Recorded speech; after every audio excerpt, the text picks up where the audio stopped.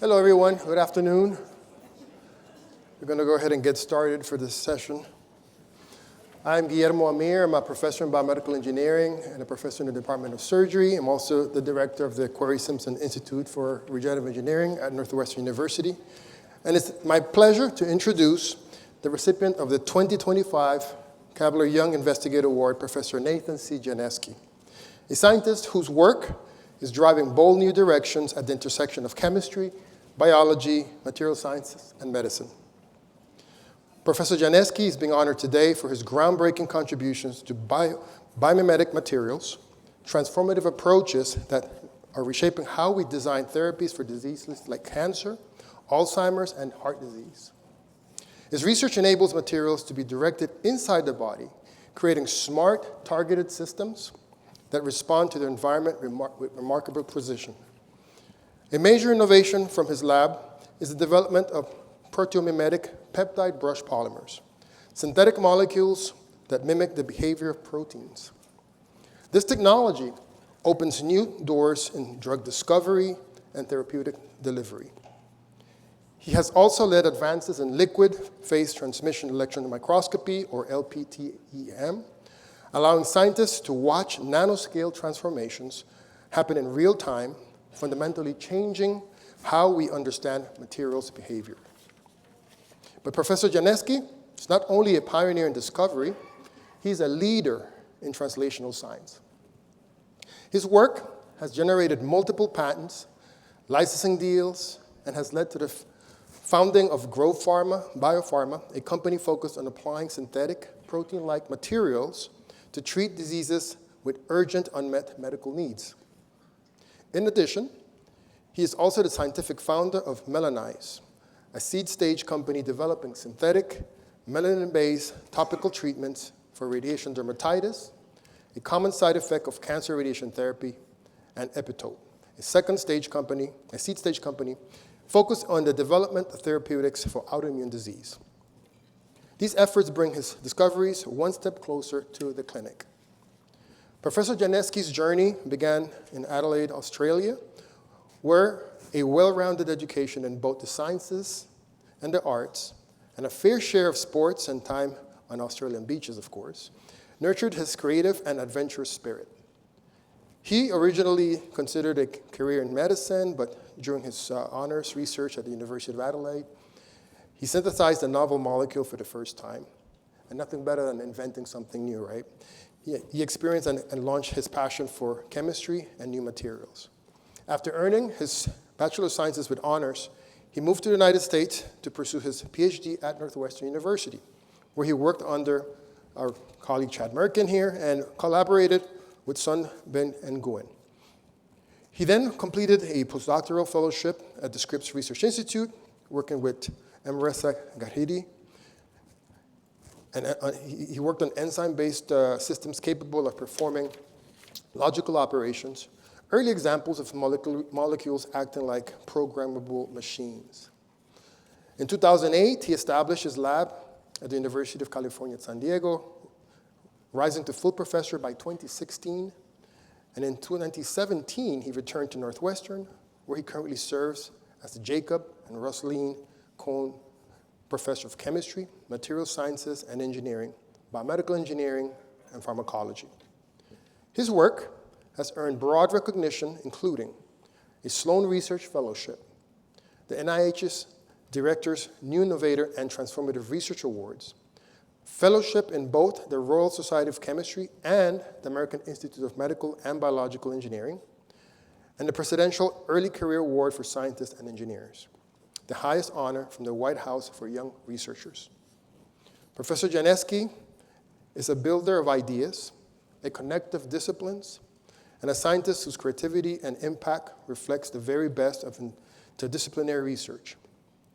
His work truly embodies the mission of the Kabiller Young Investigator Award, innovative, collaborative, and focused on science that serves human health.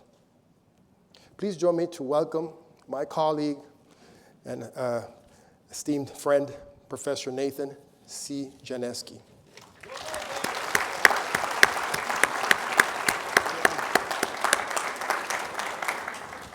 Thank you very much.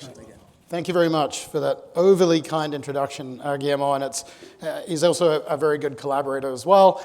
You'll notice one thing he missed out, this Renew, which is a new institute being led by Guillermo in regenerative medicine, which relates to a couple of topics I'll talk about.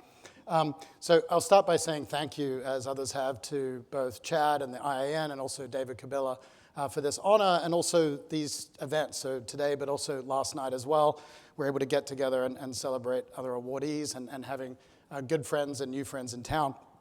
What I'd like to do is tell a story about these biomimetic materials. And Guillermo mentioned a couple of these technologies, so I'm going to talk about both, hopefully in my given time slot.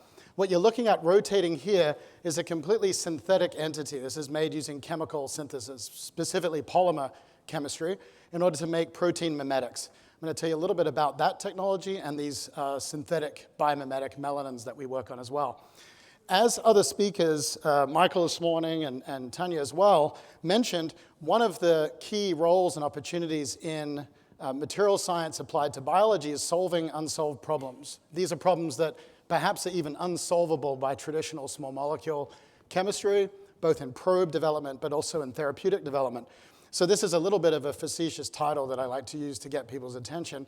It's more than just one problem, of course. And you think of drug-eluting stents or titanium implants. So material science has played a long role, obviously, in human development. We name whole eras after materials, of course.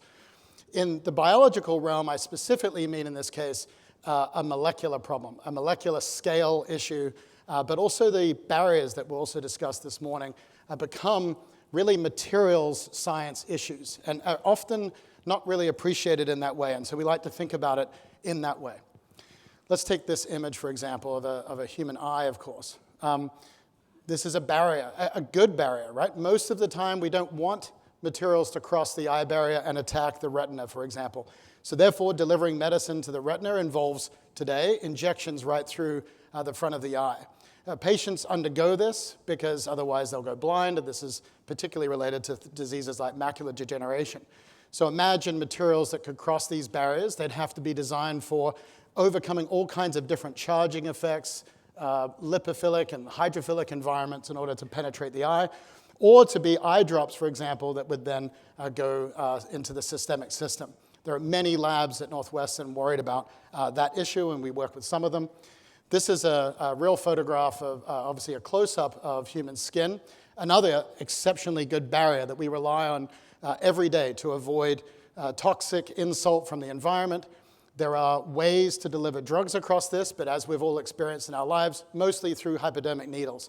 So how do we overcome that problem and get at topical therapeutics that can address systemic, but even more importantly, and I'll talk about this, local problems or diseases and inflammation in the epidermis and dermis itself.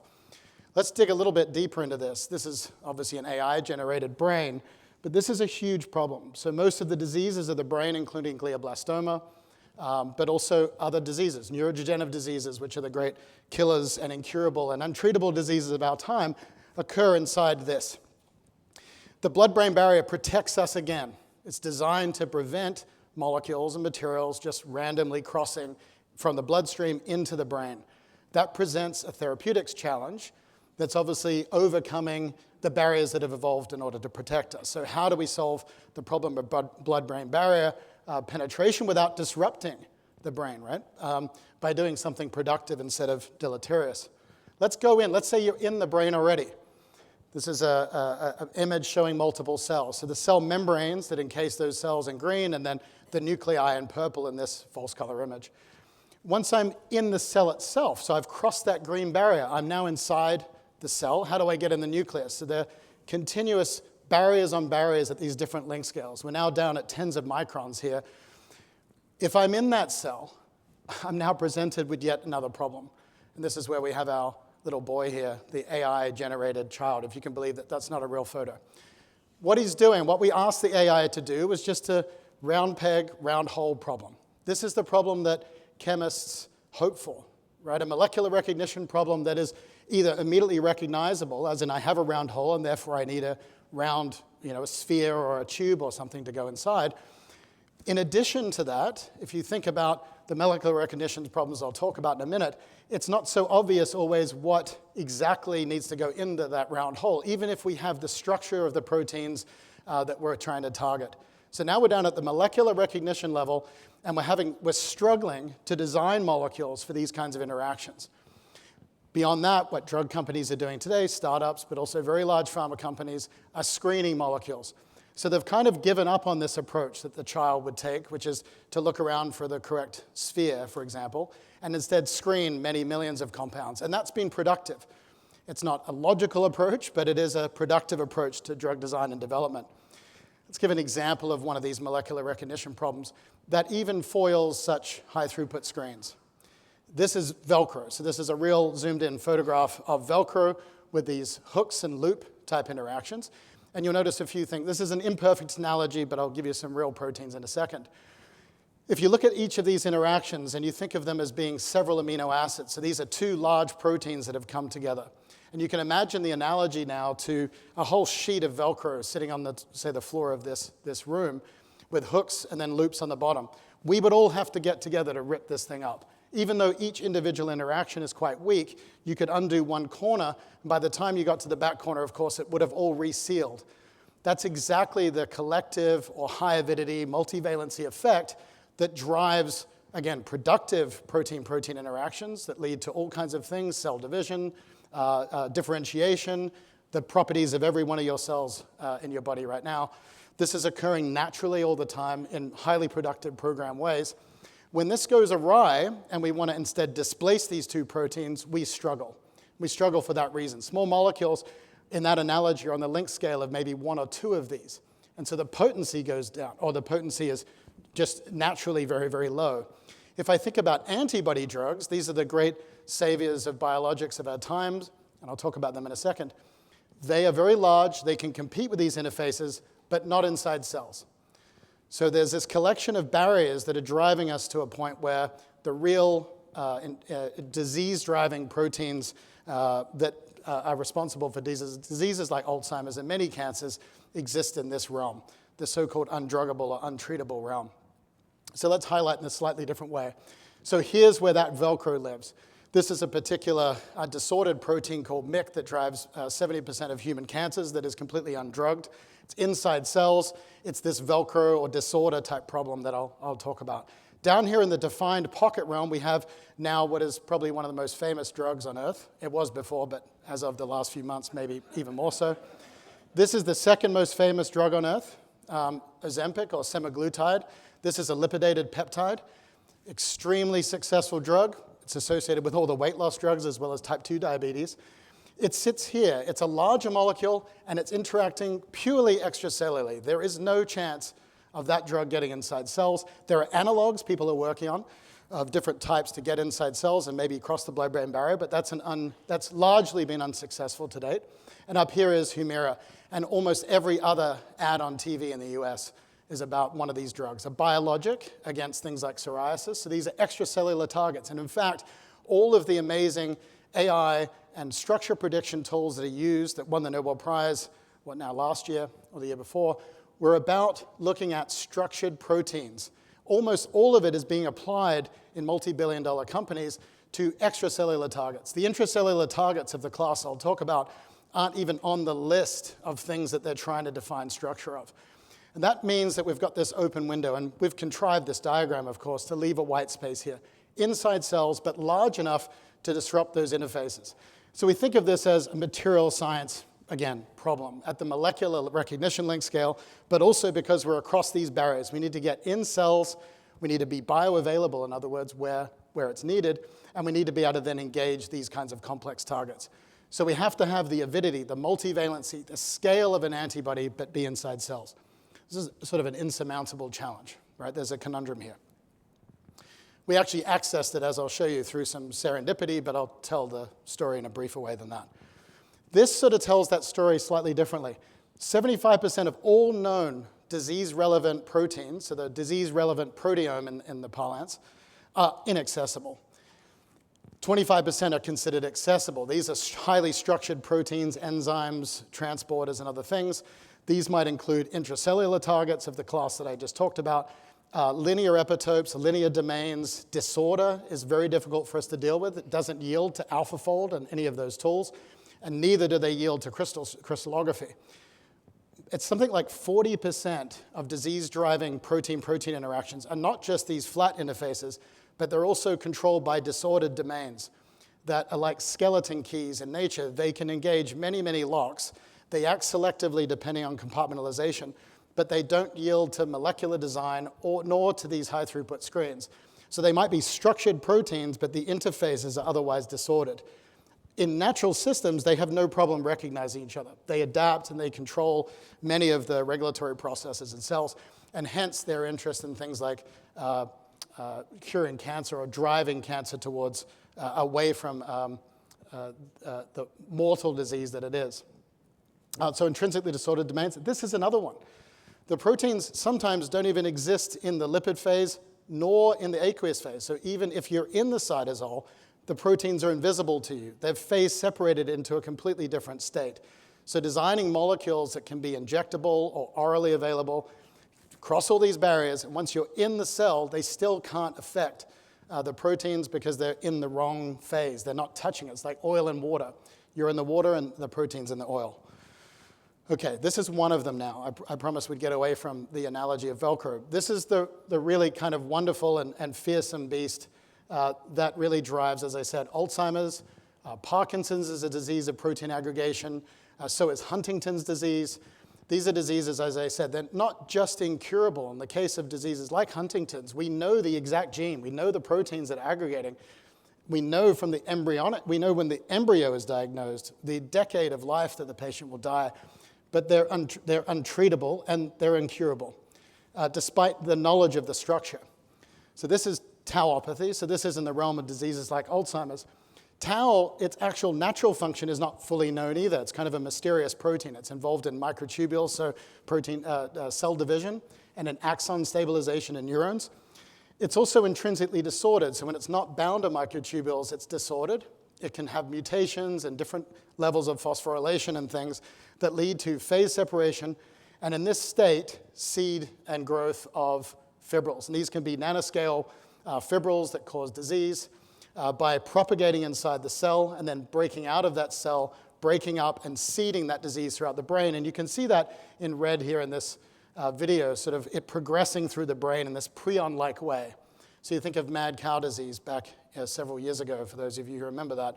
But protein wasting disease is also prevalent in the US currently, in Colorado, for example, in deer populations. So if people eat these prions, in those cases highly infectious, or breathe them in, they can create this seed and growth pattern. It's an incredible example of a non-covalent shape memory polymer, supramolecular polymer, if you like, that way outdates any human attempt at this kind of structure. You'll notice here, this is a propagating fibril of this protein. This is the propagating face, and it has this specific shape. It also has specific chemical patterns on it. It's encoded. This yielded really recently, and many others have now too, to cryogenic EM reconstruction methods. So again, we know some of these structures. The challenge is defeating them. Again, these propagating fibrils that are pathogenic are inside cells. So it's this intracellular Velcro. Our approach has been to mimic proteins by polymerizing peptides. So we end up with a polymer structure that's a repeating unit of peptides instead of what proteins are, which is a repeating unit of amino acids.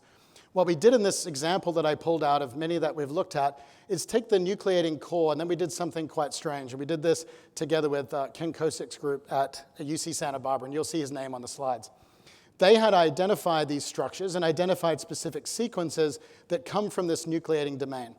We took that nucleating domain and we turned it into a polymer, and you can see it was polymerizing in that movie just there. It's this three-dimensional, almost like spherical display of these peptides. So a multivalent display of the nucleator.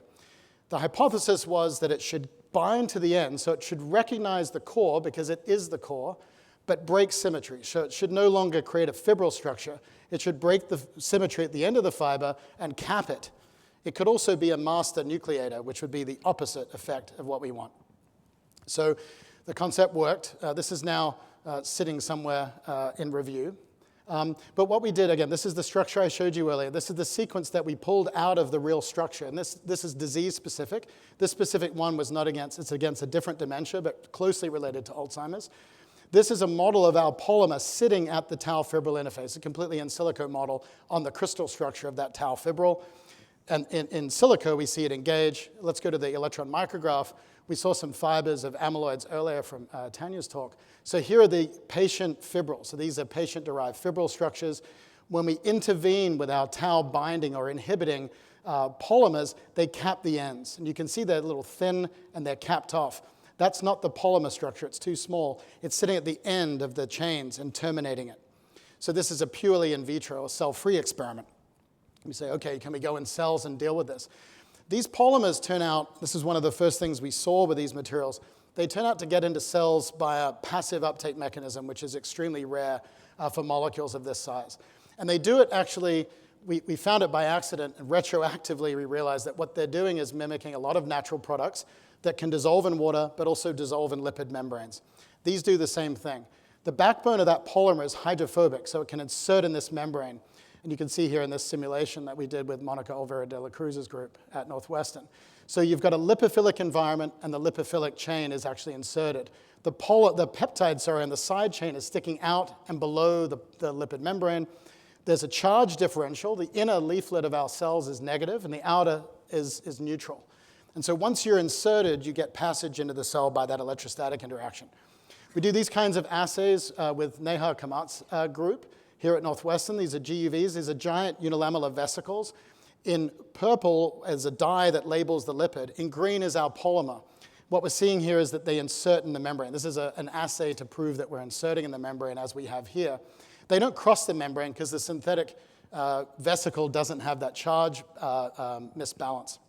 On the right-hand side are real cells. This was captured in a movie made by some of these folks down here, who asked the question, well, if I put a reporter protein that's not fluorescent in the nucleus, and then I challenge these cells with these polymers, we can measure the kinetics by which they then should enter the cell, transport actively in the nucleus, and bind to that protein. This is a green fluorescent protein assay that's been known for some years. The kinetics of this, you can see it rolling kind of quickly. It's quite really beautifully compelling. When you see green, you are binding a protein in the nucleus. We've added this to the cells and then measured the rates. And in tens of minutes, on the order of 30 to 60 minutes, you see the nucleus light up. That means the polymer has to have gotten the cytosol, bound to a specific nuclear pore transporter, and got into the nucleus, and then engaged the target. The kinetics of this are important because we know how long it takes for an expressed nuclear localizing protein to get in the nucleus, and the kinetics of this matches it. So, and we have lots of other evidence, but that basically means you have to have very rapid cell penetration in order for that to occur. And so what you're seeing is a visualization of engaging not a disease-causing protein, but a reporter.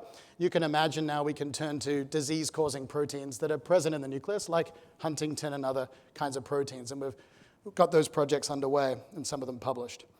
So let's turn back to this tau idea. Can I bind tau inside the cells?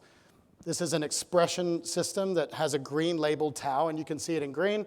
This is our tau binding peptide-based polymer. We also label it, and we can see co-localization. So in other words, the polymers get in the cell and label tau in the cell. Do they have any effect? Well, we can go in the brain. What we have underway now is a big campaign to figure out really efficient blood-brain barrier penetration. We're only sort of 5% or so, which is sadly up there with some of the best, but we're working hard on that. What we did here was cheat a little bit. We did a stereotactic injection. So what that means is we came in and injected straight through the skull into the brain. We injected these disease-causing fibrils that are patient-derived that will seed the disease in the brain. So they'll pick up natural, healthy, naive tau and cause it to propagate as a disease-causing fibril. And what you see here in this color, so this is a MC1 antibody. This is an antibody that we use as a stain after, so this is ex vivo.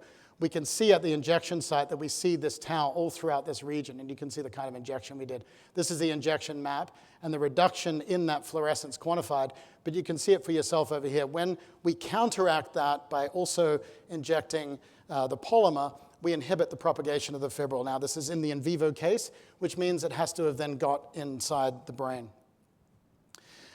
This research, as Guillermo was kindly commenting on, has led to a startup company, a Series A company that sits in the West Loop, actually in the same building as the Chan Zuckerberg Biohub, 400 North Aberdeen, trying to develop these polymers against different targets. So I just mentioned this one over here. These are others that are relevant in neurodegenerative disease.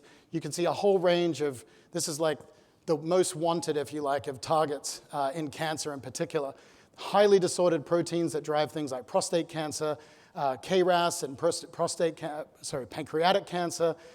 This is a MYC target that I mentioned earlier to you that drives about 70% of human cancers, and it's particularly interesting in some childhood glioblastoma, and another example of a highly disordered protein, again, that's cancer driving. And so that's underway, so wish us luck or donate money. The skin. So let's zoom back out to our other barrier here. So those, by the way, are all administered intravenously. So all of our animal studies, in vivo studies are intravenous. We have an eye drop that seems to be working, but the skin barrier presents a significant hurdle. And not just in this case. So this is this pristine case that each of us is sitting here hopefully experiencing now, which is the calm. You're almost not aware of it, right? You'll hear people say, oh, it's your largest organ. It has all kinds of implications in cosmetics and other things. But there's also serious pain and discomfort associated with diseases of the epidermis and the dermis. The next slide is highly graphic. If you're squeamish, you could look away if you'd like. But these are real patients that come from the clinic at Northwestern who have come to the dermatology clinic because of severe radiation burns that they got in cancer treatment. So for example, you have a cancer, particularly breast cancer is prevalent in this realm. It'll be diagnosed. You'll have an incision, tumor removed surgically. You get chemotherapy for several weeks. It's all sewn up. While you're still healing from all of that, you go under the radiation. And radiation will be cumulative doses on the order of something like 40 grays. About 1 million patients a year undergo that. About 90 to 95% of them get radiation dermatitis to some level, and that's what I'll show you the photo of. Half those patients drop out and die early from cancer because they've given up because of the radiation injury. And it's not just cosmetic. They lead to all kinds of scarring and morbidity. In other words, they lose the use or free use of their arms and things like that because of it. So this is some of these images. First time I saw this, I thought that can't be correct. There's no way that patients experience that. That's the top of someone's head who's been treated with radiation for brain cancer. This is the back of someone's neck who was similarly treated. And this is breast tissue. And you can see this incision injury and this blistering. This is obviously horrific. Maybe not as horrific as the next part, which is that these patients are given Aquaphor on their way out of the clinic. So an over-the-counter moisturizing cream. There is no standard of care. There is no clinical treatment for these injuries.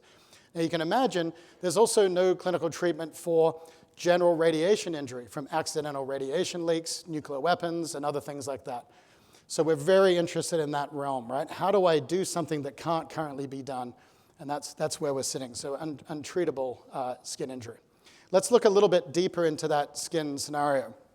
So every single day when you go outside, maybe not today, it's nice and overcast, but on a sunny day in the city, your skin's being insulted by chemicals from the environment, but certainly sunlight. So UV burns, for example, or low level that would lead to tanning, for example. These are chemical and radiation sort of treatments, if you like, or insults on the skin that lead to manageable responses. So upregulation of different pathways that deal with reactive oxygen species that are being produced either directly by the light impinging on the cells or by cell death that then leads to some dysregulation in that process. So upregulation of all kinds of antioxidant type enzymes as well as other kinds of small molecules and species. In the disease state, this obviously your system attempts to do this again, but loses control. This leads to excessive cell death and an immune response that again is trying to protect us, it's trying to form a scar. So in other words, you'll end up like in those patients, you'll end up with scar tissue. For example, the hair won't grow back. You will not have the use of that skin in that region. You can imagine it's in a sensitive area. So in other words, your protection response, the immune reaction that's scar forming that leads to a protective barrier to prevent the main killer of human beings and other organisms on Earth, other than us now with antibiotics, is the bacterial infection. So your body goes into a phase of trying to seal this injury off instead of the phase of repair that we would like it to be engaged in. So what another area? So what's our starting point for this? I didn't mention it on this slide, but down here is also the upregulation of melanin. I mentioned it in the context of tanning.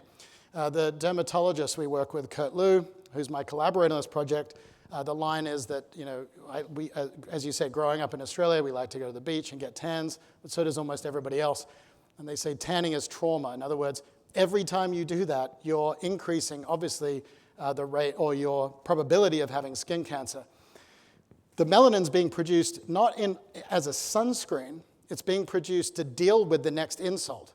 So it says, oh, you want to be in the sun, I'm going to upregulate melanin so the next time you're exposed, I can deal with these reactive oxygen species. Melanin is produced similarly in fungi that exist in very high radiation environments, like the sarcophagus at Chernobyl, for example, where they found them, or on the space station. So in other words, melanin's being produced in order to scavenge radicals, and leads to other kinds of effects that I'll talk about, but not as a sunscreen. In fact, the SPF of skin like this is quite low, maybe 3 to 4 if you like. And as you know, you need something closer to 30 to have an effect in the sun. So this is melanin lining the epidermis. So this is epidermal, this is dermis, that's the stratum corneum, that's the top of your skin. What we say is like that dead skin at the top. It's not dead, it's alive and communicating with the underlayers. But that's this sort of basket weave structure that's protecting you. When you pour water on your hand, it rolls off because of that hydrophobic surface. The epidermis, and then you can see these little melanin caps. They're produced by melanocytes, and you can see the cartoon version of the same structure. This is real human skin. Melanocytes produce melanin, upregulated in response to skin insult from chemicals in the environment. We see melanization, so tanning and brown spots, also from sun. The melanin gets picked up by keratinocytes and then acts as this shield to protect from keratinocyte cell death. So we reasoned, together with Kurt's team, and we'd been working on melanin for about 10 years, just studying the basic science. Somebody said last night, you got to fund basic science and applied science because you don't know which one's which at the beginning. We spent 10 years just understanding melanin structure. I purposely made a slide that shows some complexity here. These are completely synthetic particles, but if you looked under or SEM in this case, micrograph at Nuance, where we did some of these measurements, at squid ink, for example, you would see the same thing.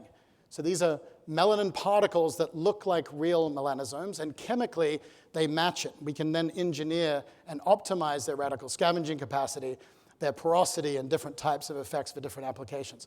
But this gives you an idea of what we're able to make at lab scale. What we've done, and this is the work of several grad students in my group over the years, and by the way, the names are down here of people currently working on it, is work out synthetic protocols to then optimize the chemistry of the particle. And the challenge from Kurt's team was, okay, we could dye fabrics and other things. Could we make them into creams that could be applied topically and spread nicely into the stratum corneum? So we made them lipophilic, we made them cationic, we played with different things. They have different biological outcomes. But this is what the synthesis looks like. So we make it in these vats or in this vessel. We transfer it into a white cream, and then it spreads into the surface of the skin. This isn't a human explant. So this was skin donated by patients who've undergone tummy tuck surgery or abdominoplasty in the clinic. So this is real human skin. I'll come back to that in a second. With initial success, and I'll tell you about a few examples, we've now spread this melanin around, literally on lots of different models. So I'll tell you about this pig study, which is the real radiation or clinical radiation model that we use preclinically.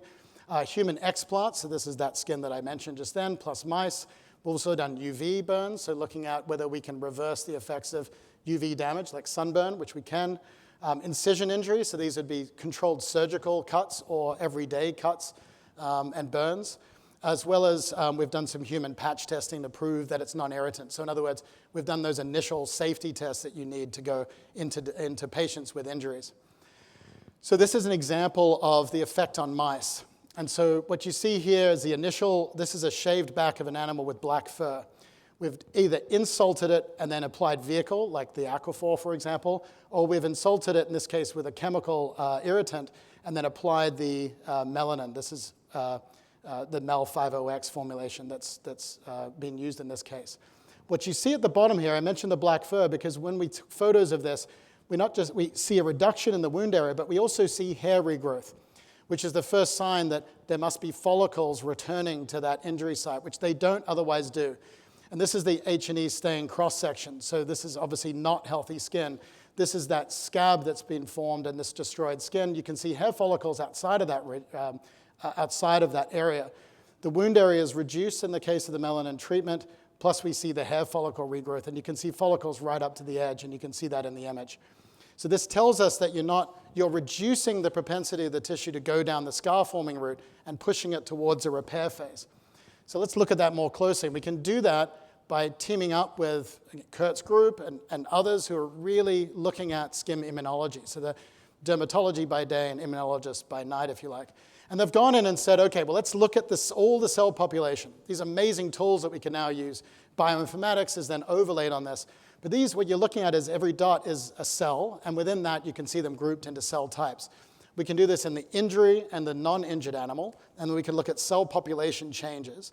And they can dig in and look at different genes that are expressed and how the cells are communicating.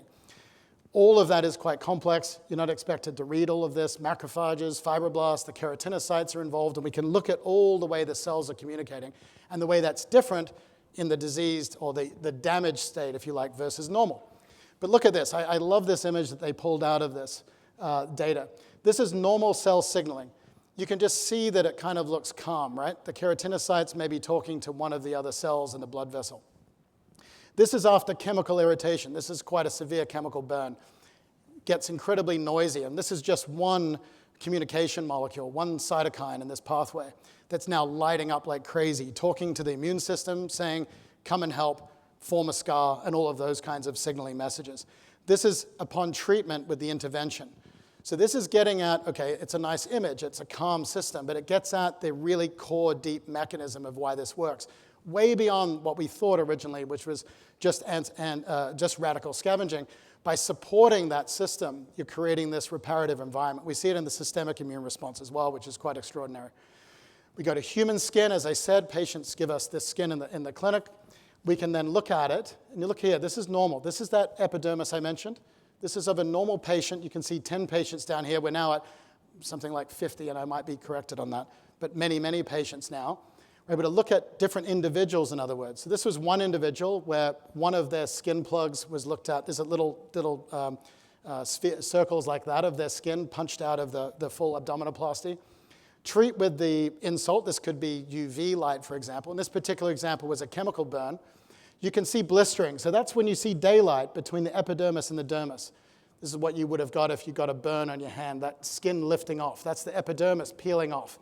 So that's the sign of a blister. You can see the arrows pointing at that. This is where we've come in with the intervention. It's just one nice looking micrograph, but we have blinded pathologists look at these and then score them for us. And this reveals something really remarkable and promotes our real interest and motivation to get this in the clinic ASAP, because there's nothing else for the patients, as I described to you, is this kind of data here, these kind of data here. So these white dots are patients who underwent the insult but without treatment, so no intervention, just the insult. Every one of them scores above a 0 in terms of this epidermal splitting, and we can also score them in terms of the death and destruction, the necrosis, in other words, of the epidermis. So all of them show this. In the treatment groups, fully half of them have no response, right? So that's pretty good. If I can do that in human beings, 50% of those patients would walk out with no blistering, for example. And so clearly we'd like to get this in the hands of physicians, but most importantly, patients. This is more evidence of this. So this is the real model, as I said. This is the real model as in the preclinical model that you can use to go through, say, FDA approval for clinical use, in addition to safety. But this is the efficacy model. So these are pigs that were taken into the linear accelerator at Northwestern. This is inside the room where patients are treated currently, in particular breast cancer patients, with this kind of radiation. So this is actually the same table that they're put on, but you can see my little cartoon of a pig, so you don't have to see that. But they're put onto here and then irradiated, and we irradiate on multiple spots at different doses are then used. When we first suggested this, we called up the radiation oncology team, in particular Eric Donnelly, who's become a critical part of this group. I thought they would say, no chance you're putting pigs in this accelerator, right? No chance. They did not say that. They said, when can you start, right? These patients are walking out of here with a tube of Aquaphor and have shown up. Navjeet, who's in the audience, my graduate student, has also shown up every time. But the radiation oncologists, the nurses, they're showing up every time we do these studies. We're now, I think, entering one of the next studies is the 9th or 10th pig in this study. And applying, so we apply the radiation, and then afterwards, once a day, we apply the treatment. This is the radiation burn at 36 days, so it takes a while to ramp up in these types of effects, which is true in the human as well, which is why it's a good model. This is, I hope you recognize, is the same kind of injury that the patients are suffering. This is the treatment group, so this is where we've intervened with a 0.1% white cream. I hope you can even see that the hair's grown back on that injury site. So it's not just that it's not scarred again, we've got follicles. And you can see a follicle there in the micrograph. This was an H&E stain micrograph from the skin cross-section of that pig, exactly that wound, in fact. This is the scab that you see here, and then underlying, you can almost barely, even not being a histologist or a pathologist, and neither am I, you can't tell where the epidermis is. You can see blistering. So in other words, if that scab came off, we probably all experienced this as kids, ripping a scab off too early, that would just bleed. So clearly at 36 days, the pig is experiencing what those poor patients are experiencing. So again, motivation to get this into the clinic. This led to us founding a company in 2023. This does have notes open for funding if you want to contribute. But we raised a lot of money from family, friends, and some other institutional investors. And we've also raised a lot of money from non-dilutive sources. So NIH is engaged. We've got a lot of help from Northwestern through the Q Lab, including space, but other resources. Lots of other groups have come on board, mostly driven by this non-dilutive money from the NIH, which are really like bridging funding to do some of the more sort of toxicity, pharmacokinetic type analysis that needs to go into an FDA package. So we're sort of on our way, I think, and excited about that. This is also part of it. This is when the material leaves your lab, and this has never happened to me before, so I had to show a video of it, and gets scaled up by a third party. They're now towards multi-kilo scales.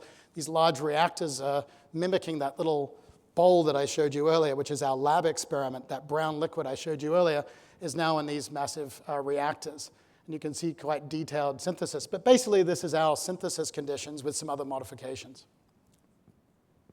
That's my last slide. And I'll just bring us back to this and say, these are the types of barriers that I think nanoscience, material science can potentially overcome. I think it's also about problem selection. And problem selection comes from really close collaboration with clinicians. I've put some of the folks involved more closely to these projects. We work with a lot of other labs. So Kurt Liu's down here is a co-founder of the company. I call out Maria Lancaster, who's actually here, who works for us, who made these slides look nice. I can't make slides look this nice. Hope you agree that they do look good. My group, I called out people on slides. Again, thank you to the IIN, David Kabiller, and I'm happy to take questions.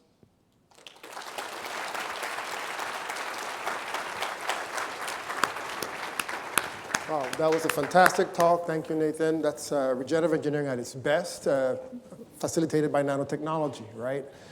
Any comments or questions from the audience? Go ahead. We need a, there we go.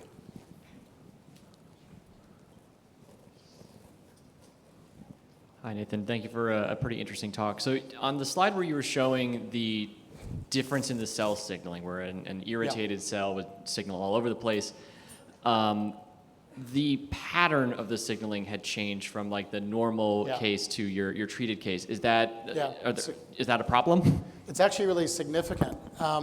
That pathway that I picked out of several that we're looking at is really interesting. The difference is that under in the disease, say the repair phase, that's actually the vasculature speaking to the immune system, telling it to, and we believe that's a reparative response. So it's actually, that particular pathway is not inflammatory when those cells are communicating.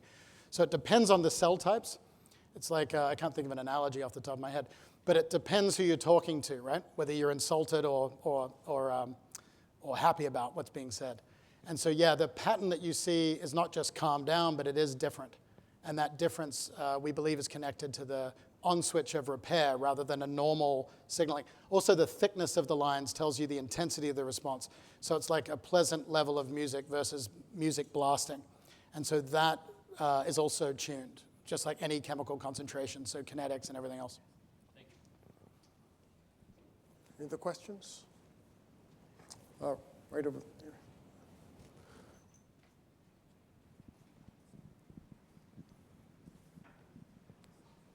I'm just wondering, why would you do the treatment after the irradiation instead of before the irradiation? Yeah, it's a really good question. So I had said this originally to our collaborators as well in the radiation clinic, but also just in general, right? Most of the time when people show up with burns in the clinic, it's not on purpose, right? So the real model for a burn of any kind is that you must apply it afterwards in order to mimic the real human reaction, right? If you apply it prophylactically, if I apply the treatment and then cut myself, that's not reality, right? In the emergency scenario. So that's number one. But in the clinic, yes, we know we're insulting the patient, so why not apply it ahead of time? That could be done. These patients are given doses over long periods of time, so they're not given all of that dose at once. In reality, that disease is coming on over a period of time, so they're given these incremental doses. So that what we expect the real experience to be is you would be treated, and then you would be given a tube of this, and you would apply it twice a day. You'd show up back in the clinic, likely having applied it that morning, and then you'd be given another dose. You could apply it ahead of time if it turns out to be that it doesn't interfere with the radiation treatment. The clinicians can be hesitant to change their protocol prior to dosing. So they'll be given an antibiotic cream, for example, to prevent infection, and then dosed. So getting them to approve us applying it ahead of time is also an issue, so there's a regulatory problem, potentially. Although we talked recently and over the years to folks at Sloan Kettering, for example, in the same clinic. They want to do it as well, and their position is that we would apply it ahead of time, like for multi-days and then irradiate. But yeah, we're trying to mimic the case where there's an accidental exposure or the reality of how people really do treat themselves, which is post-damage. Right here.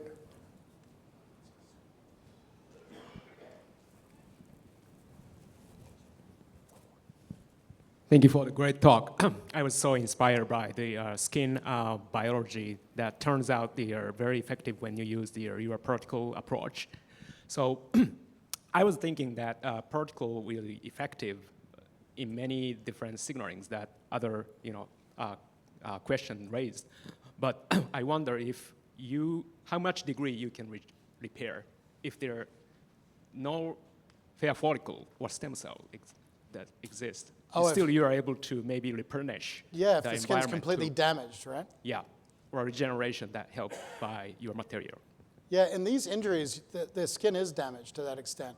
Now, there's some limitations in the model. The pig does replicate the injury in the human where there is complete damage, and you're sealing that wound, right? In fact, most of the stem cells involved in it come out of the glands associated with follicles in the surrounding tissue that's not damaged. But you can imagine an injury so bad that there's no way of doing that. And then you'd have to apply skin grafts, so there might be some therapy where you have skin grafts or spraying of skin cells, which is done today for bad burns.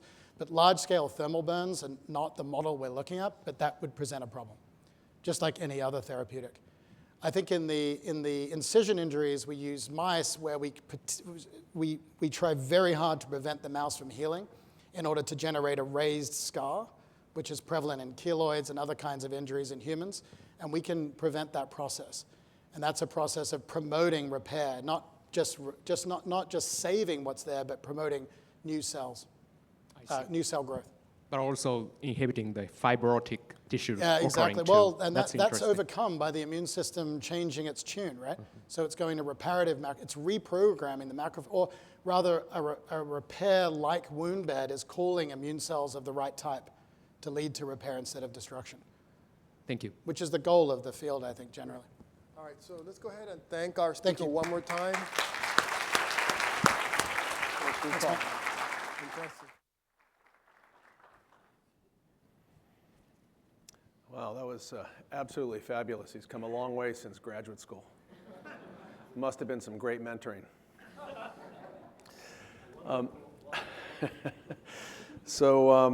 Now's the main event. It's really a great pleasure to introduce this year's 2025 winner of the Kabiller Prize in Nanoscience and Nanomedicine. He's been a great friend of mine for many years and a great friend of the Institute and Northwestern in general, Nicholas Peppas. Nicholas was born and raised in Greece and did his early studies at the National Technical University of Athens. He came to the US to pursue a graduate degree at MIT, where he investigated the interactions between polymers and biological systems, work that would form a bedrock of biomedical engineering.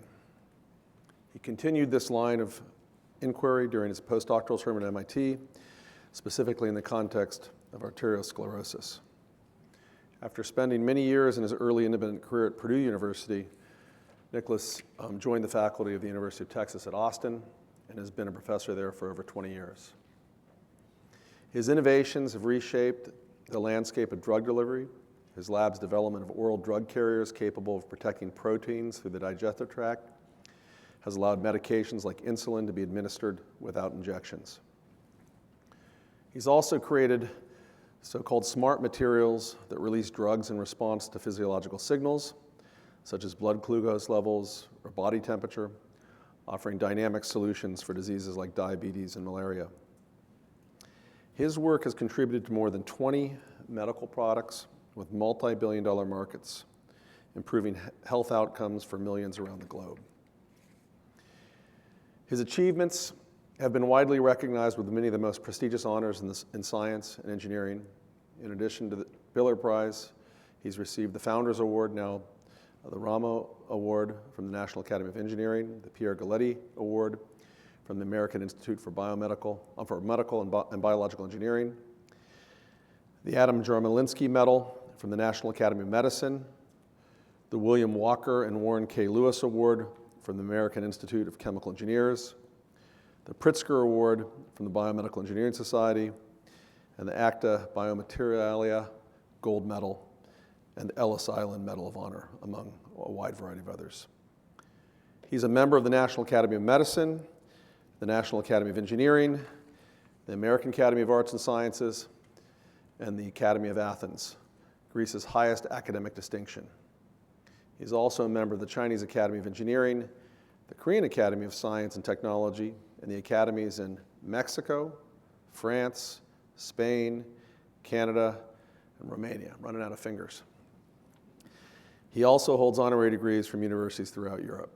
Please welcome Nicholas and congratulate him for this incredible honor.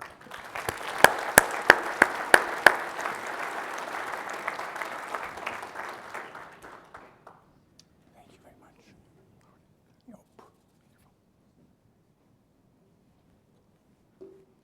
I need something to control the slides. Oh yeah, it's here. Thank you. It is a great pleasure for me to talk to you today. I want to thank everybody for coming and listening to this talk.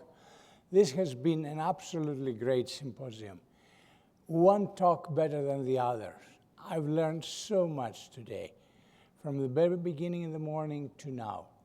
Before I proceed, I would like to thank David Kabiller, for whom I met last night, great alumnus of Northwestern University, who believes very much in nanoscale processes, believes very much in nanoscale and nanomedicine. I want to thank Chad Mirkin for being a great friend for almost 30, 35 years. And I want to thank many of the scientists in the audience and others at Northwestern. This is a place where I have been coming since 1979, believe it or not. My first visit here was in the chemical engineering department with different people, of course. Most of them have retired. And of course, people like Sam Stoop and Eagle Schleifer, that many of you know, with whom I did quite a few papers in the 90s. And of course, John Rogers, and of course, Chad and Milan, and many, many others. I'm sorry I forgot your names. Very important in my life. I want to talk today about what nanoscale technology has done really to my field, which can be the broad field of drug delivery and biomaterials. And I want to thank Professor Verrill for giving this incredible talk this morning, which I consider to be parallel to what I'm going to be speaking this afternoon. Because all of us converge. If you notice, all the work is chemistry and physics and biology and medicine coming all together, and engineering, coming all together to solve some very, very important medical problems. Now, some of you have noticed that I happen to be also a little bit of a musician. or you read it in the handout. So I'd like to start with this very, very unusual comment that I think most of you probably have read it somewhere. It is 1906. We are in Berlin, and this famous physiologist and biologist, Paul Ehrlich, is at the university and he's studying different problems. He hasn't solved yet all the microbiology problems he wanted.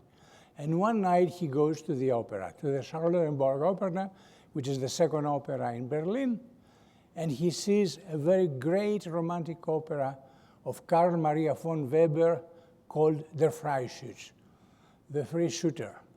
And there are three characters there: Max, tenor; Agathe, soprano; and the mean Caspar, who is a baritone. And basically, Max loves Agathe, and she loves him. But of course, Caspar doesn't want that to pass like this. I was a baritone, by the way, and you can imagine I did sing this particular opera once in very bad shape. But anyhow, so there is a scene where Caspar gets this bullet, these spheres in his hand, and he throws them against Agathe, and he wants to capture her that way. And he wants to solve all the problems in his life. I don't want you to tell you the truth. You can go and see it in the opera. But I want to tell you these spheres became the famous Zauberkugeln, magic bullets. That became the beginning. Many have written that Paul Ehrlich went home and he started thinking, this is a great way for me to control various diseases. And this became the beginning of nano-microtechnology and at the same time of targeting. And this is really how everything started. As far as I know, in this field, there are many, many other scientists, 1931, 1956, and so on. Personally, my group started using the word nanotechnology as early as 1979 in a very obscure paper. But today, I want to be very specific with you. The field where I have been working for the last almost 50 years, more than 50 years, is a field that has changed. Biomaterials, drug delivery. What do we do? 50 years, 55 years ago, I came to the United States 54 years ago. We would go into the laboratory, take Teflon, take Dacron, take nylon, and so on, and we will use it in a particular application. For those of you who haven't heard me, you've heard Bob Langer. Bob and I were classmates at MIT at exactly the same time, and he has said it so nicely. We were not designing new systems, but the field has changed. The field is not the same anymore. And what you heard this morning, especially from Tanya, but also from others, is now we are designing, and also this afternoon, we are designing great structures that can interact with the biological system. And very often those structures are nanoscale based. Biotechnology has become a very important part of the overall work. Sometimes we want degradable systems, and we come up with biodegradable systems and so on. Did you notice a word that I have in the 7th line? Complex. And I think Tanya so nicely said it this morning. These are complex systems, and we have to stop thinking that if we do something in the laboratory, in water, in saline, in a control system of a controlled pH, that's the answer. That's far away from the answer. And we have the audacity to call them translatable. They're not translatable. You know, to do translation, you have to do much more. One thing that is particularly important with me, and you will see it from the very beginning, is that all these nanoscale systems, I try to use them for diagnosis, recognition, the word was mentioned a little while ago, and delivery. So not simply as an innocent bypasser, where I happen to have a need for a drug delivery system, and I take something, I put it on my skin, or I put it in my mouth, and that's it. But as a system that will react, will interact with the body, will react, and will give a particular release profile or whatever else. And for me, suddenly, nanotechnology is not simply a nanoscale system, but an intelligent nanoscale system.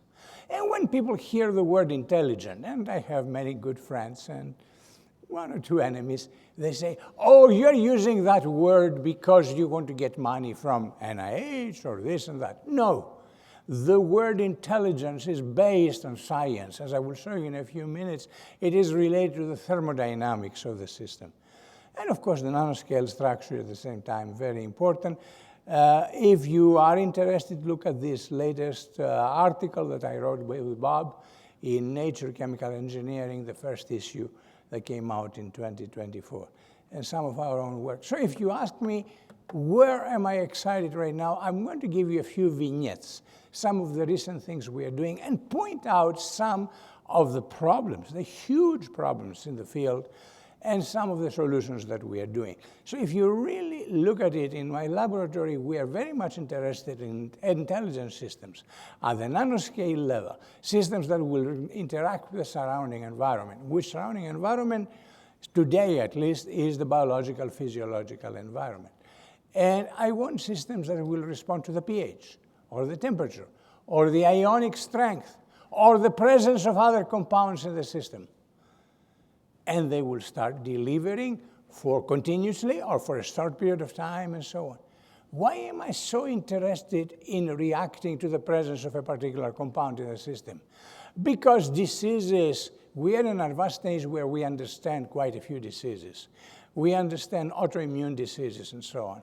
For example, many of you are familiar with multiple sclerosis. Do you realize at the very, very early stages of multiple sclerosis, there is production of a particular component called osteopontin in the brain, if I wish, has to pass through the blood-brain barrier and come out in order to be measured, detected, or whatever, in order to go to effectively to some doctor's office saying, look, this particular patient has a large amount of osteopontin. How do you do that? This is not a simple thing to do. And this is one of the areas where the laboratory of Charles Mirkin, the Institute of Charles Mirkin, and my laboratory, we have been looking at each other and seeing what is developed in that area. How can we make the passage through the blood-brain barrier higher? So you see, the problems are very specific, and they are very difficult to solve. So you're talking about benefits, targeting, and so on, but at the same time, many challenges. What disease model are we going to use? What kind of an animal are we going to use? What stimuli are we going to use in order to come up with this intelligence that we are talking about? Very good.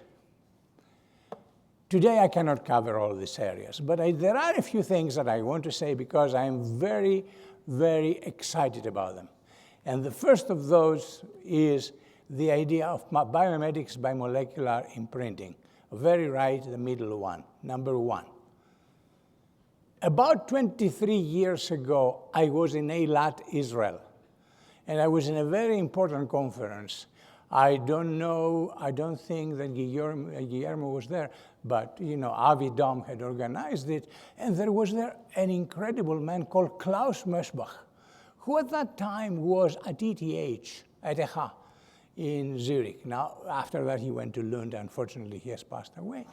And Klaus Möschbach was the first one who said, you know something, I can recognize what is in the surrounding environment. And he was doing it in order to come up with new columns for chromatography. So I started with this basic idea, and I started saying, how can we translate the same idea now to the biological system? And I started working with nanoparticles, nanospheres at the beginning, but nanoparticles in general, that could recognize from a certain distance the presence of a particular compound in a system. My original idea was that that system would be recognized, controlled. Notice that I'm not using the word absorption, because for me, molecular imprinting is not a method of making different catalysts.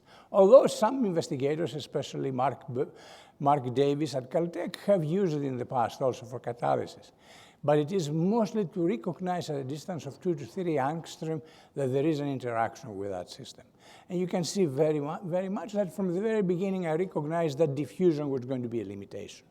Diffusion slows down the process. So I was able to create these imprinted systems only on the surface. The green sites that you see over there are nothing else than a template, as we call it, a molecule that I'm trying to recognize. Could be 2 molecules, could be 5 molecules at the same time. That would be great. And I started doing a polymerization throughout the material. Eventually, we went with the surface polymerization, template removal, and what we have now is nanocavities that hopefully can recognize that template again. You can imagine the application. You can take, hopefully, these nanoparticles and put them in the blood, and they will be able to recognize the material that was responsible for the particular disease. Wow, this is so easily said, but it's so difficult, as many other colleagues said, because all this recognition will happen in real blood. It will not happen in an extremely idealized solution, as we would do it in the laboratory. But over the years, we were able to come up with those structures. On the right side, you will see some drug delivery systems, where now we have a rather advanced production of materials that have specific chemical groups that are able to recognize a particular floating or diffusing compound in the blood. On the left side, you recognize immediately that these systems can be sensors. So suddenly recognition and sensing can give delivery. How exactly do you do that in translatable systems? So several students here, I mentioned John Clegg, who is a professor at Oklahoma, Heidi Calver, who is a professor at Colorado, and Marisa Wexler, who is a professor at the University of Texas, San Antonio, and Nathan Richburg, he is the latest one. He is a professor at Florida State. All these individuals have come up with ideas to come up with these structures. Did you notice what is unusual in these structures? A network, a cross-link network, which can be tetrafunctional or multifunctional. Usually it's multifunctional. So there has been a parallel work that has been coming out of my laboratory, how we can use network analysis and macromolecular analysis in nanoscale systems to come up with what you would call better networks. And since the word network, when it is swollen in a physiological fluid, is called hydrogel, you're going to be seeing also a lot of the word hydrogel in my work. So basically, I have set the background then for this idea, the idea of molecular imprinting. You take a template, which is a particular compound, which in the diseases may be responsible for the disease, or maybe one of the components in the disease, maybe something as difficult as cholesterol, much simpler as triglyceride, or something like that. And you can engulf it with monomers. This is not simply a mixing process. There is a lot of mathematical analysis and computational analysis to figure out which monomers would be the best ones to react. You react them, you create now these nanoparticles of irregular shape, and these nanoparticles contain in them the template. Did you notice now on the lower right side that these nanoparticles have these blue and red pendants, pendant groups. These pendant groups are very important. They are the groups that will interact with the surrounding environment to recognize that particular template later. So you remove the template, and here you have this, as I call them, nanovacuoles. And in all these cases, I want to tell you, I happen to be a little mathematically interested. In all these cases, we come up with systems where we can measure actually, and we can calculate at the same time the nanovacuoles. And they're usually of the order of 6 to 7 or 8 angstrom. And this reminds to many of you zeolites. In fact, I can tell you Mark Davis, when he was doing that work at Caltech for catalysis, he was very much interested in zeolites. So we do that, and we have a system that hopefully can do something unusual. In this case, I show you a system that can recognize glucose. And now comes the time of translational. You do the studies in blood or in physiological fluids that have a few other compounds in them. Then you have to show to the venture capitals that you have something new. So what we did in this particular case, we took a particular glucose and we combined it with fluorescent compound, and we created fluorescent glucose, and we started showing them data with or without the recognition characteristics, and you can see, they can see on the left side recognition characteristics, on the other side nothing. This is a very simple idea to show you really what you have to do sometimes to convince them to start contributing some money to your project. At the same time, of course, NIH and NSF were very generous at that time. And what we started doing at some point, I said, can you do that for larger proteins? And we started working with lysozyme, which may or may not be the best compound for it, because lysozyme has also certain ionic compounds that will interact. But we were able to understand very well how the structure of the macromolecular system is affecting the imprinting characteristics. You can see on the very right a case where we have imprinted for lysozyme, and we are ready to recognize lysozyme much more. And when I say much more, please don't just compare the two numbers. Look at the slopes, look at the overall results, and you will see that it is several times bigger. At that time, I had this idea, can we recognize 3 compounds at the same time? It was difficult, but we started working a lot with computation, and we were able to come up with new structures that could now contain specific compounds that will recognize each one of 3 different components. And you can see a little bit on the left, on the right side, you can see the results with non-imprinted material. This is the white, the histogram, the white lines, and with black you will see the molecularly imprinted ones. So we are very excited, and we find a very important application. We can now create 3-dimensional structures, and these 3-dimensional structures can really recognize different compounds. And one day, one of the students are great for me. I mean, they really come up with all the good ideas. Heidi Calver comes to me and he says, Professor Peppas, we can apply this to Sjögren's syndrome. What is Sjögren's syndrome? I never heard of it. So we started working on the Sjögren's syndrome, and it is a very bad disease. However, unfortunately, the signs of the disease are not really very bad at the very beginning. You have a child, a girl predominantly, 9, 10 years old. Mommy, my eyes are very dry. Okay, take some Visine. My mouth is very dry. Oh, drink some more water. All of us would react that way. It's the beginning of a very debilitating disease. The disease is known as Sjögren's syndrome, and basically can lead to all sorts of side effects, including in some cases even cancer. So we started working on how to detect, how to come up with a molecularly imprinted nanoscale system that we will be able to recognize 3 different compounds at the same time, that are the compounds that are responsible for the particular disease. And of course, what was the first thing we did is, like everybody else, we started adding certain sequences inside pores and started seeing if that would work. Well, it doesn't work very well.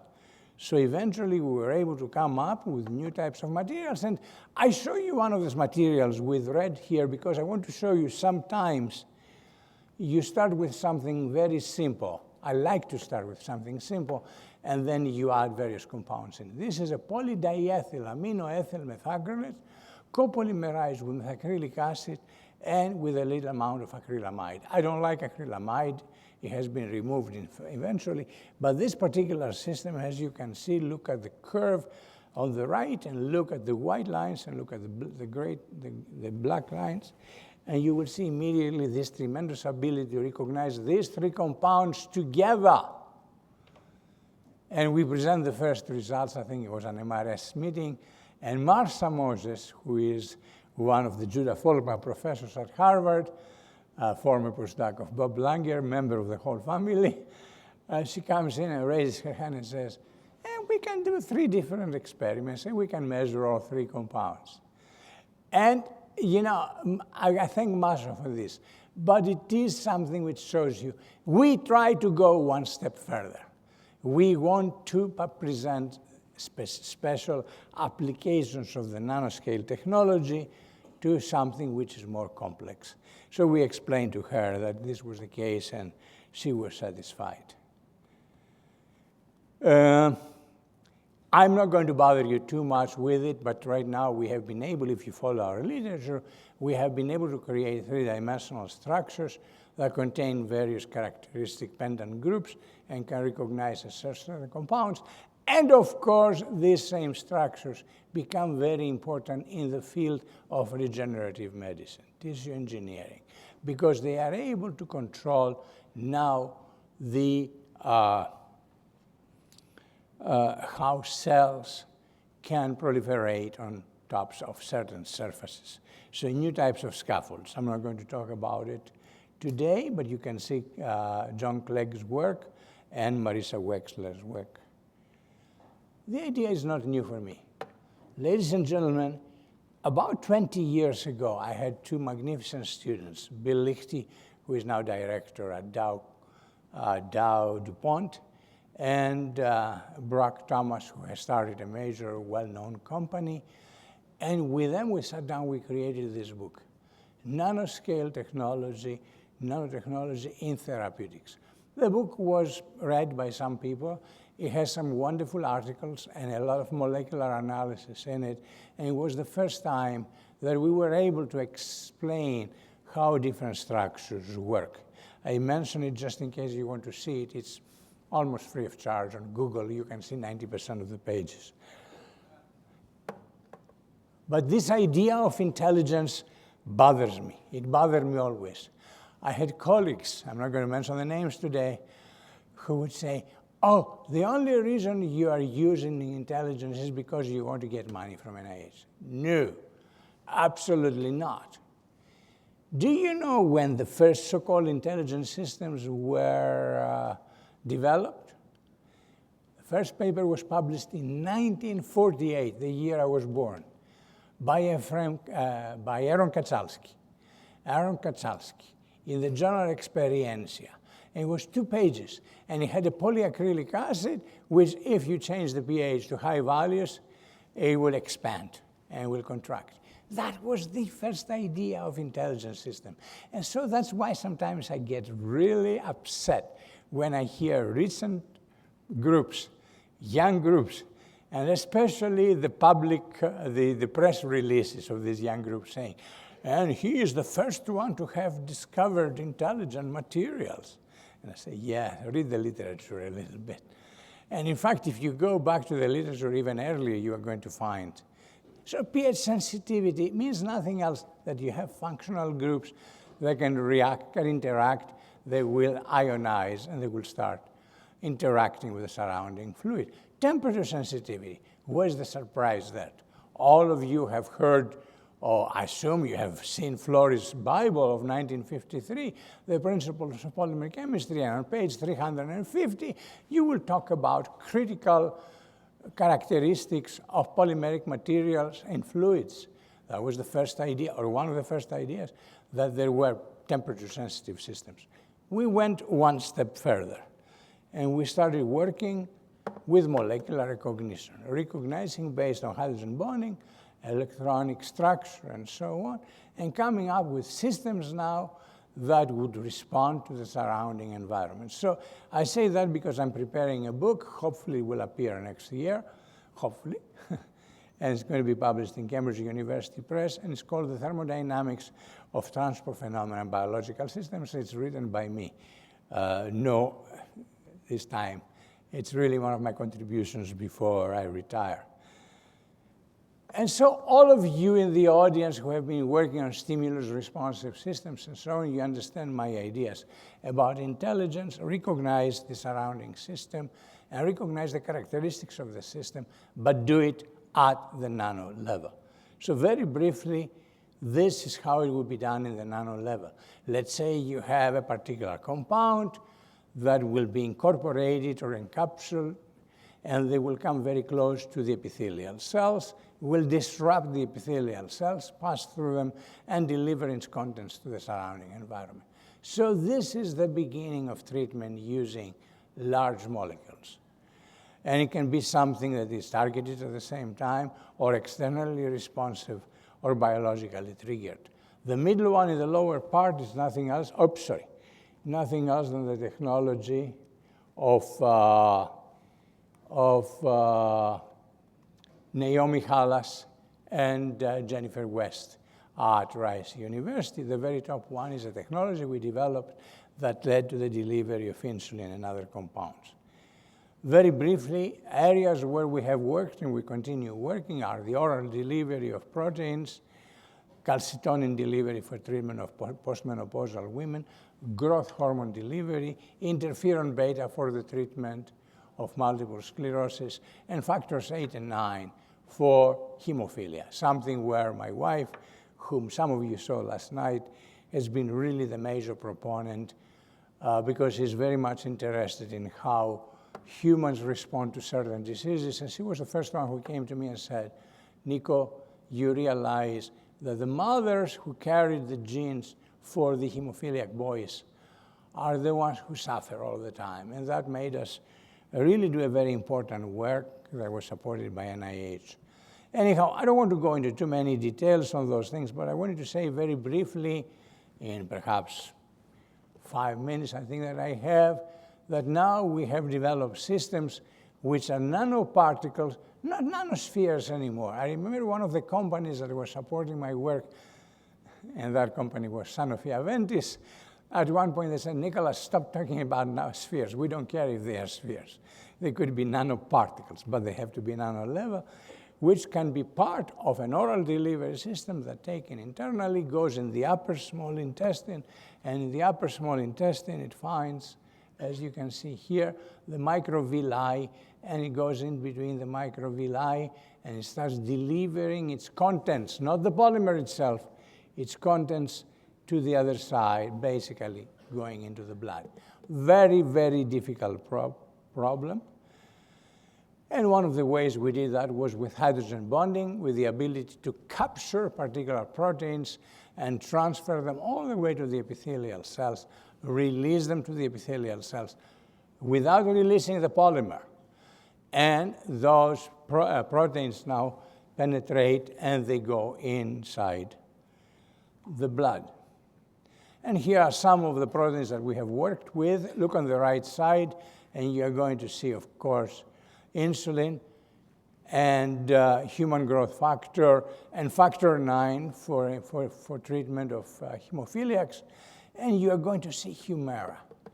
Humira is, of course, a trademark of a very important antibody that is used in a variety of diseases originally. Basically, right now for rheumatoid arthritis is an extremely important drug. And the thing is, do it not by injection, but in some other way, transmucosal delivery and so on. You will notice something on the left side which was mentioned by two of my colleagues earlier today.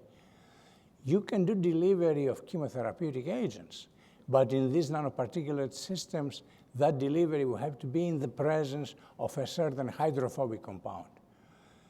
Okay, so you heard Michael Mitchell talking mostly about totally hydrophobic systems. In my case, it's a combination of hydrophilic, hydrophobic system in black copolymers or in other structures. Mike and I have addressed these problems very, very carefully. And there is a paper that was written in Nature Drug Discovery about 4 years ago, with Michael being the first author. And then other authors were Marissa Wexler, that you saw her name, Bob Langer, and myself. This article has received 7,100 citations in about 3.5 years, which goes to show you people read. People read. It is about precision medicine, how to use nanoparticles in precision medicine. Very briefly, these are the various ways that this transport can occur. Oh my, I don't understand how, I apologize here, how it can be used to deliver a particular drug. And of course, a paracellular transport is the easiest way until you realize that it's not the best way, because in paracellular transport, you deliver also viruses. So transcellular transport and endocytosis become the very important processes. And endocytosis, we work a lot with endocytosis now. That's the best way for us. But briefly, we have structures that contain tethers that will interact with the mucosa, and they will start delivering their contents. and you can see very, very fast here. Look at the very right side. This is the case of Wistar rats, pancreatomized Wistar rats, to which we have opened the little mouth, and we give them these little capsules that contain the nanoparticles I was talking to you about. The nanoparticles arrive in the upper small intestine, and what do? They lower the concentration of glucose, and you have a wonderful way of treating the animal. And again, there is a naivete that we see all the time in publications. You look at this data and you say, so what? Any animal under anesthesia, even if you tickle it a little bit, will start lowering concentration of glucose. So immediately you have to do the release of insulin, and that is on the left side, and it is under correct conditions, and it shows you that insulin comes in very, very fast, early, within half an hour. The insulin concentration is high, and you start measuring the area under the curve, very unusual way, to see what is the effect of the nanoscale process on the delivery, and that area under the curve is compared to what you would have if you had taken the system by some other method. Just briefly to show you, you can see on the middle here the area under the curve, but this is more important. This is a parameter known as biopharmacological availability, bioavailability, which indicates to you how the product is going to work actually in the animal, and whether you're going to be able to deliver a large amount, efficaciously, a large amount of the specific protein. I have many, many more things to tell you, but I'm not going to do that. I want to say, however, something about endocytosis, because it's very important. Please follow this diagram. Here you see a system that has a transferrin for endocytosis, and you can see it's taken orally. It arrives in the stomach. Nothing happens if you have designed it correctly. And then from the stomach, it goes to the upper small intestine, where it starts passing through, notice, not in between the cells, but through the tissue. It gets into, and then you have an endothelial transport, and you pass, if you can see the other side, and then you separate the protein from the carrier, and this is the transport. This is a technique we like very much in our applications and in the company where we work. Very briefly, Chad, I will finish in 2 minutes. There are many autoimmune diseases where we have applied these ideas. Many of you are familiar with our work on rheumatoid arthritis, and if you haven't seen it, please look at the papers this past year. Really a lot of work in the rheumatoid arthritis area, osteoporosis, macular degeneration with Jesus Rodriguez, marvelous work. The first paper just appeared, and of course, multiple sclerosis. And in the first case, the drug is Humira. In the second case is calcitonin. In the third case is Lucentis. And in the fourth case is interferon beta. Ladies and gentlemen, many of you have been exposed to this, but I will say it once more because it makes a difference. On December 25th, 1991, I started having double vision. A few days later, it was recognized, it was diagnosed as multiple sclerosis. There were a lot of cries. Lisa is much younger. You have seen her. And we didn't have children. That was the end of my life. But I had already developed the oral delivery system for insulin, and I said I will do something also for multiple sclerosis. Problem is multiple sclerosis is much more difficult to treat. It's interferon beta. Interferon beta has a very narrow window for transport. And you know, the present methods, or the methods at that time, were you could do it intramuscularly. It hurts. I was doing it intramuscularly. By the way, I was doing it intramuscularly to apples and oranges, not to myself. Lisa had to come in and do that. It shows you some of the things that were happening. Or you would fly to Europe and you would have with you the injection. And you would say, excuse me, that's not for the pilot, it's for me. Can you put it in the refrigerator? I'm joking, but these were the problems. So we started working actively, and we developed the first system for all delivery of interferon beta, until, of course, 10 years later, it was discovered that doctors had misdiagnosed me. Misdiagnosis. I didn't sue anybody. Divine intervention. If you believe in that, I do. Divine intervention. There are many people that work on cancer because members of their family developed cancer. So this is the case of interferon beta, and this is the case of a variety of other drugs that are of high molecular weight. They are all delivered right now nanoscale level, sometimes by shots, sometimes by orally. Please look at some of the main companies there. You will see Alnylam, Biogen, Merck, Amgen, Janssen, and so on. So it's a huge area for many of you. We are working with some of these projects, but I want to show you the interferons. Basically, we're working with interferon beta for treatment of, this is interferon, what interferon beta would do. It would protect the nerve in the CNS system. It will protect it. You will never return back to the original conditions. It slows down the arrival to disability. And so I want you to see the very last slide. This is a very big pride for me.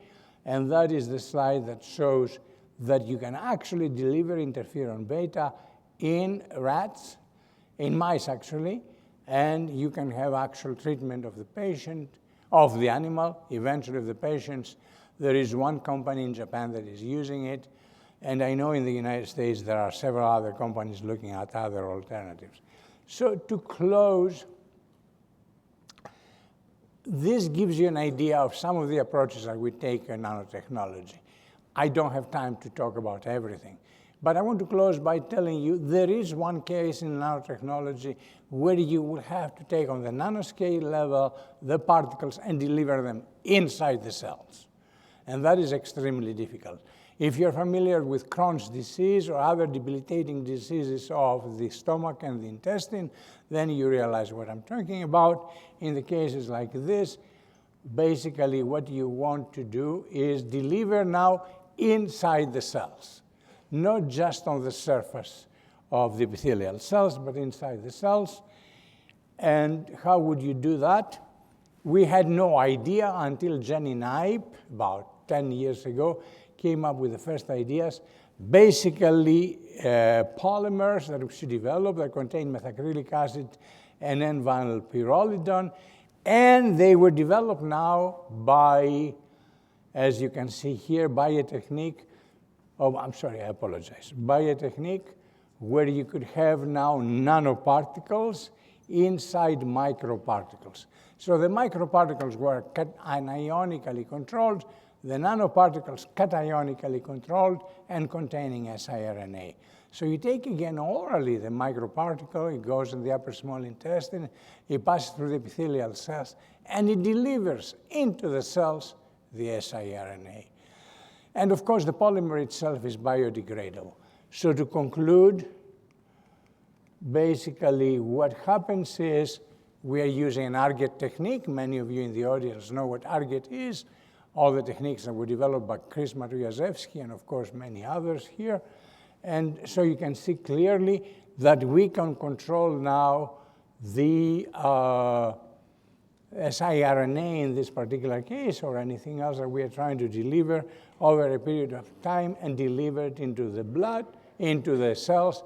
And if you don't believe me, this particular confocal microscope will show you that we are able to actually deliver into the cells. Many, many studies. Obviously, I went a little bit slowly. I don't have time to tell you all these slides, but I want to close with one comment. And this is similar to the comment yesterday. We all came to the field because we loved chemistry or we loved medicine or biology. And then we discovered that we could contribute to the quality of life of our patients. And we started at the same time exciting the younger generation to work in these fields. And we told them, and I'm telling to those of you who are still graduate students, work on your ideas. Go to the professors. Tell them about the new idea you have. Don't worry if it's going to take 2 more years for your PhD. You're going to save lives. That's the most important thing to remember. And especially in this place, it looks like they have money. So continue working and come up with new ideas, and everybody will be a catalyst for that. Without my students, I would not be able to survive. And this is my graduate group. And if you look at it, it's mostly women, very few men in the group, because they believe, like I do, that we have to help. So thank you very much. I want to thank again the Kabiller organizers, David Kabiller, of course, Chad Mirkin, and I hope I gave you some idea. I will be free to ask any questions you might have, to answer any questions you might have, when and if we have time. Thanks.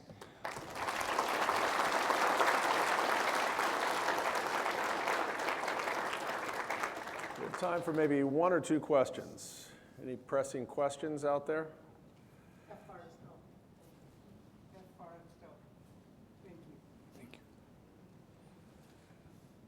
I want to ask one about the oral delivery. So you talked mainly about kind of the physical parameters, nano and small structures and some of the general polymeric principles. How important is the chemistry in the oral delivery? Very, very important, because in some cases, and I don't say it in this introductory talk, in some cases the actual carrier has to interact with specific cells. And therefore you have to decorate it with specific chemical compounds. So each one of these techniques you see here has a lot of chemistry behind it. I could talk about just one application. Right. Yeah. Any other questions? Right here. Yeah. Hi, thank you for a great talk. Your work with the imprinted materials was really inspiring, great self-assembly approach there. But in the last step, you mentioned you have to remove the template to recover your material. Is there any possibility of that template being recycled or non-destructively There recovered? have been, but we haven't really published very much. There have been cases where the template itself is biodegradable, okay? However, it's a slow biodegradation. You have to do first the recognition and then the biodegradation. You got it? But can it be recovered for future reuse? Or is it totally destroyed? I don't think, at least that's not the approach we have taken. Okay. Thank you. Michael? Last question here. Oh, no, he's got the mic here. Yeah, I was very impressed with your talk, especially your multiple sclerosis story. Yeah. Now, I happen to know that in the recent few years, I haven't been diagnosed with multiple sclerosis so far. However, I happen to know that the anti-immune therapy is very effective. And there's a new wonder drug out that seems to work very well. So how are you working still on the interferon? Thank you very much for asking this question as a last question. When we develop new drugs and new systems, we always have to talk to the patients. I think I'm familiar with the new drugs we are talking about. One of them requires IV injections for a period of 1 day in the hospital. People don't like to do that. And there are others like that. The European company Merck Serono had come up with something, didn't work. Teva has come up with something else. It depends on what the patients will, how they will react and what they will do. How effective these methods are? Well, that's the other thing, and we have to check each and every system. You're right. With all due respect, I happen to prefer the Biogen products, Avonex and so on. And for those of you who I left you suspended, after 10 years, it was discovered that I had been misdiagnosed. But I still have 4 lesions in the brain. But they are from another disease, and that's celiac. So celiac, which is a disease where you control simply your dietary conditions, has sometimes the same effects as multiple sclerosis. Thank you. Okay, great. We're going to take a break for 15 minutes. You can ask more questions over the break while they prepare for the panel discussion, which will be science moving forward in the face of systemic challenges, and that'll be moderated by Milan Mrksic. Thank you, Nicholas.